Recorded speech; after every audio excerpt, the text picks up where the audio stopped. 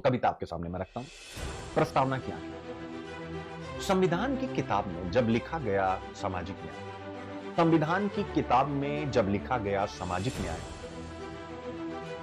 अब मैं ये कविता एक दलित होकर के लिख रहा हूं, याद रखिएगा। अभी के लिए सुनील अभिव्यक्ति दलित, तभी आप इस कविता को समझ पाएंगे, नहीं तो मैंने अपने आप को सेंटर में रख करके, अपनी मां को सेंटर में रख करके कि अगर मैं दलित होता और मेरी मां एक दलित की मां होती तो इस व्यवस्था पर मैं और मेरी मां किस प्रकार से अपने अंदर के भाव को रखते, प्रकट करते, समझते, कुछ भी।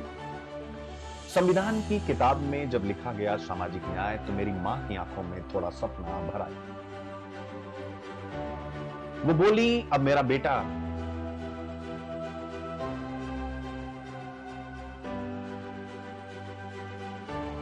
गटर में नहीं उतरेगा।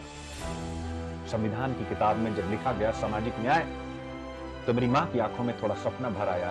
वो बोली, अब मेरा बेटा गटर में नहीं उतरेगा। अब उसके हाथों में झाड़ू नहीं कलम होगी, पर वक्त ने कहा यह शब्द तो किताब में है, तुम्हारी बस्ती में नहीं। ये शब्द तो किताब में है, तुम्हारी बस्ती में। अब भी मेरे गांव के, यानी मैं कह रहा हूं, अब भी मेरे गांव के छोर पर जो नाली बहती है उसमें केवल हमारी जात बहती है, उसमें केवल हमारी जात बहती है।